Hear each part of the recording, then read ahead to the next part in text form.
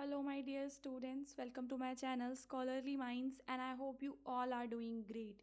तो आज का ये वीडियो उन सभी स्टूडेंट्स के लिए बहुत ही ज़्यादा ज़रूरी है जो बच्चे इग्नू से एमए हिस्ट्री कर रहे हैं। यहाँ पर मैं आपको एमए हिस्ट्री से रिलेटेड जितने भी आपके डाउट्स हैं वो सारे क्लियर करने वाली हूँ।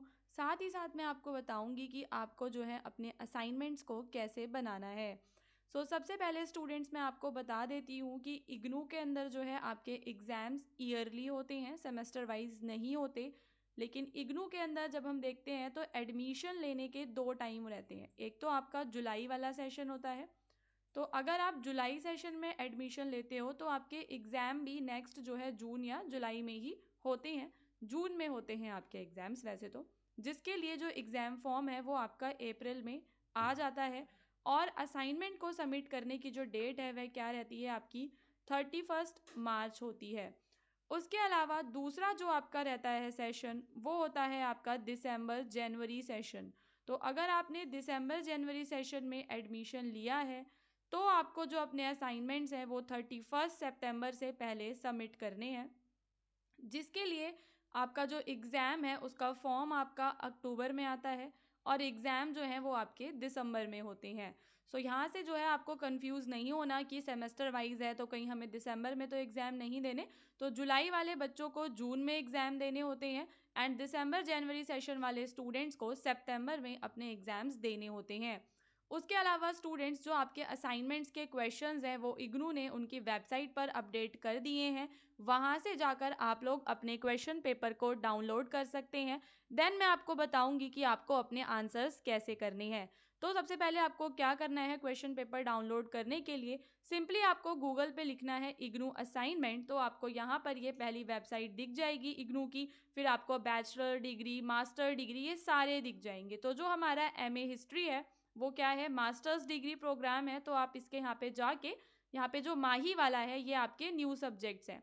तो ये माही वाला सेक्शन आप सिलेक्ट करेंगे और ये जुलाई 2024 और जनवरी 2025 के जो स्टूडेंट्स हैं उन दोनों के लिए यही वाले क्वेश्चंस जो हैं वो रेलेवेंट हैं। तो चाहे आपने जुलाई में एडमिशन लिया हो, अभी जो जुलाई गया 2024 वाला, या अभी आपने जनवरी में एडमिशन लिया हो, आपको ये वाले असाइनमेंट बनाने हैं। ठीक है, तो यहाँ पर ये सारे जो असाइनमेंट्स हैं आप यहाँ से जो है अपने क्वेश्चन पेपर्स को डाउनलोड करेंगे। इसके बाद जो आपके मन में सवाल होगा कि वो हम अपने आंसर्स कहाँ से लिखें, तो उससे रिलेटेड मैं आपको एक चीज़ बताती हूँ कि जो आपके आंसर्स हैं सारे क्वेश्चंस आपके असाइनमेंट में इजी ही होते हैं। आपको 10 में से यानी जो 5 क्वेश्चंस हैं वो करने रहते हैं। तो सारे आंसर्स अगर आप चाहें तो अपनी बुक से फाइंड करके लिख सकते हैं या फिर आप कुछ इंटरनेट सोर्सेज का यूज़ कर सकते हैं। लेकिन अगर आप एक वर्किंग स्टूडेंट हैं और आपके पास इतना टाइम नहीं रहता तो आप लोग हमें इस नंबर पे कांटेक्ट कीजिए। यहाँ पे जो है आप हमें बताएंगे अपने पेपर कोड्स को। ठीक है, सबसे पहले जो आप मैसेज करेंगे उसके अंदर ही अपने पेपर कोड्स और अपनी लैंग्वेज बता देना। और आपके जो भी असाइनमेंट्स हैं एमए हिस्ट्री के वो सारे के सारे आपको ₹25 हम लोग अवेलेबल करवाएंगे। एक बार मैं आपको सैम्पल पीडीएफ दिखा देती हूँ ताकि आपको किसी भी प्रकार का डाउट ना रहे। तो ये जो आपका असाइनमेंट है स्टूडेंट्स, ये है आपका MHI 104, जिसमें आप लोग भारत की राजनीतिक जो संरचना है उसके बारे में पढ़ते हैं। यानी कि भारत में जो विभिन्न जो आपके साम्राज्य रहे पहले, चाहे वो सातवाहन साम्राज्य हो, विजयनगर हो, मालवा हो, ये सारे के सारे जो आपके विभिन्न साम्राज्य थे उनके बारे में आपको इसमें पढ़ना होता है। चोल काल, पांड्या काल और मुगल प्रशासन, ठीक है, ये सारे आपके रहते हैं। ये टोटल कितने क्वेश्चंस हैं आप देख सकते हैं, 10 क्वेश्चंस हैं। आपको कितने का आंसर करना है, एनी 5 का आंसर करना है और 20-20 मार्क्स के आपको करने हैं। तो यानी कि आपके answer student long and detailed होने चाहिए। लॉन्ग डिटेल्ड आंसर होने चाहिए विद एक्यूरेट, ठीक है, एक्यूरेट इन्फॉर्मेशन आपको देनी है। पॉइंट वाइज आपको आंसर करना है। यहाँ पे जो हमारे आंसर्स हम आपको प्रोवाइड करवाते हैं ये आंसर्स आपको एग्जाम में अच्छे मार्क्स स्कोर करने में ज़रूर हेल्प करेगा। मैं आपको एक सैंपल दिखाती हूँ। ये देखिए, सातवाहन राज्य पर आपको एक लेख लिखना है, ये आपका पहला क्वेश्चन है। तो हमने सबसे पहले सातवाहन राज्य के बारे में क्या दिया हुआ है आप देख सकते हैं, ये इंट्रोडक्शन है। तो ये है हमारा हिंदी का पीडीएफ। अगर सेम पीडीएफ आपको इंग्लिश में भी मिल जाएगा, उसमें भी आपको इसी प्रकार से सारे आंसर्स मिलेंगे। तो सातवाहन राज्य भारतीय उपमहाद्वीप का एक प्राचीन राज्य था जो विशेष रूप से दक्षिण भारत और मध्य भारत में फैला हुआ था। तो आप लोग देख सकते हैं कि कितनी इजी लैंग्वेज में जो है हमने यहाँ पर इंट्रोडक्शन दिया। फिर अब आपको यहाँ पे सातवाहन राज्य की स्थापना और इसके इतिहास के बारे में बताना है। ठीक है, कहाँ से ये शुरू हुआ, इसके जो मुख्य शासक हैं उनके बारे में आप बताएंगे। फिर जो है यहाँ पर प्रशासन कैसे चलता था ये हम बताएंगे। तो इस प्रकार से आप देख सकते हैं कि कैसे हमने एक एक जो डिटेल है, संस्कृति और कला जो है, देखो किसी भी साम्राज्य में संस्कृति और कला का जो योगदान है वो आपको ज़रूर लिखना रहता है, ये इम्पॉर्टेंट होता है। तो आप ये बताएंगे, आर्थिक स्थिति बताएंगे, फिर इसका पतन। तो इस तरीके से आपने जो है सातवाहन राज्य के बारे में जितनी भी इंपॉर्टेंट डिटेल्स थी वो सारी आपको बतानी है। फिर आप लास्ट में क्या देंगे, अपना निष्कर्ष लिख देंगे। तो सातवाहन राज्य भारतीय इतिहास में एक महत्वपूर्ण स्थान रखता है।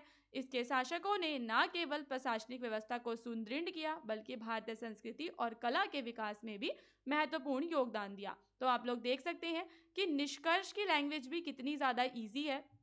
यहाँ पे सबसे इम्पॉर्टेंट चीज़ ये है स्टूडेंट्स कि अगर आप लोग इन असाइनमेंट्स को परचेज करते हो तो इनके अंदर जो भी इंफॉर्मेशन लिखा हुआ है वो आपके एग्जाम में भी हेल्प करेगा। असाइनमेंट में से भी मिलते जुलते जो क्वेश्चन है वो पेपर में भी आपके आ जाते हैं। इसके बाद दूसरा जो हमने क्वेश्चन लिया है, ये फोर्थ वाला लिया है, विजयनगर साम्राज्य में राज्य निर्माण की प्रकृति पर आपको पूरी चर्चा करनी है। तो सबसे पहले आप विजयनगर साम्राज्य बताएंगे कि उसकी स्थापना से रिलेटेड किसने की, हरिहर और बुक्का नामक जो भाई थे उन्होंने की थी। उसके बाद राज्य निर्माण की प्रकृति पर आप पूरी की पूरी चर्चा करेंगे कि उसकी प्रकृति की चर्चा में देखो सबसे पहले आपको प्रशासन के बारे में बताना होता है, फिर सैन्य व्यवस्था के बारे में बताना होता है, फिर क्या बताना होता है आपको, आर्थिक संरचना, संस्कृति। तो जो भी उसके वेरियस एस्पेक्ट्स हैं उन्हें आपको ऐड करना है। साथ ही साथ आप देख सकते हैं कि हमने यहाँ पर जो भी इंपॉर्टेंट पॉइंट्स हैं उन्हें बोल्ड करके लिखा है ताकि जो है आपकी अंडरस्टैंडिंग और अच्छे से डेवलप हो सके।